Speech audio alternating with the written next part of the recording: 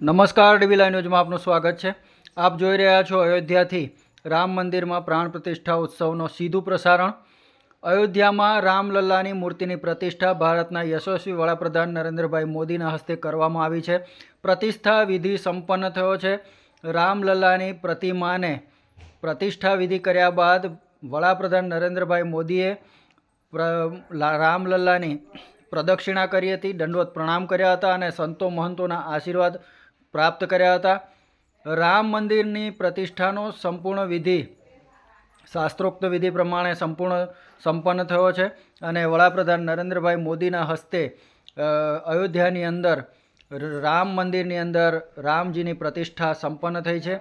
આ પ્રસંગે ઉત્તર પ્રદેશના મુખ્યમંત્રી યોગી આદિત્યનાથ સહિત અનેક સંતો મહાનુભાવો એ મંદિરના ગર્ભગૃહની અંદર બિરાજમાન થયા છે અને મંદિરને ખૂબ જ સુશોભિત કરવામાં આવ્યું છે। સમગ્ર વિશ્વની નજર આજે અયોધ્યા તરફ મીટ માંડી રહી છે, ત્યારે બરાબર 1 વાગે પ્રતિષ્ઠા વિધિ સંપન્ન થઈ છે અને ત્યારબાદ વડાપ્રધાનશ્રીએ સંતો પાસેથી આશીર્વાદ પણ મેળવ્યા હતા અને ત્યારબાદ રામલલ્લાની મૂર્તિની પ્રદક્ષિણા પરિક્રમા કરી અને ત્યારબાદ દંડવત પ્રણામ કરી અને મંદિરના આગળના ફ્રન્ટ ભાગની અંદર જાહેર મંચ ઉપર માનનીય વડાપ્રધાનશ્રી અને સંતો તેમજ મહાનુભાવો સાથે બિરાજમાન થઈ અને સંબોધન માટે પધાર્યા હતા અને ખૂબ જ આનંદપૂર્વક ભક્તિભાવપૂર્વક વડાપ્રધાનશ્રીના હસ્તે અયોધ્યાની અંદર રામ મંદિરની પ્રાણ પ્રતિષ્ઠાનો વિધિ સંપન્ન થયો છે,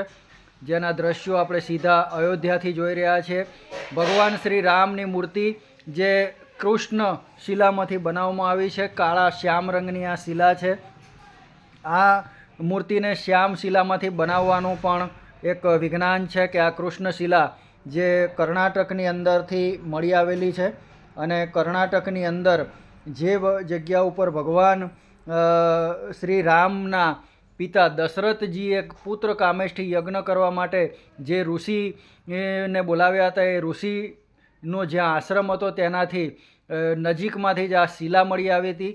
આ કાળા રંગની શિલા એ કૃષ્ણ શિલા છે અને આ પથ્થરને પર્યાવરણની કે પ્રદૂષણની કોઈ અસર થતી નથી અને જેના કારણે આ કાળા પથ્થરમાંથી ભગવાન રામલલ્લાની પ્રતિમા બનાવવામાં આવી છે, જેને નિજ મંદિરની અંદર આજે પ્રતિષ્ઠિત કરવામાં આવી છે। વૈદિક મંત્રોચ્ચાર સાથે અને શાસ્ત્રોક્ત વિધિ વિધાન પ્રમાણે ભારતના યશસ્વી વડાપ્રધાન અને યુગ પુરુષ માનનીય નરેન્દ્રભાઈ મોદીએ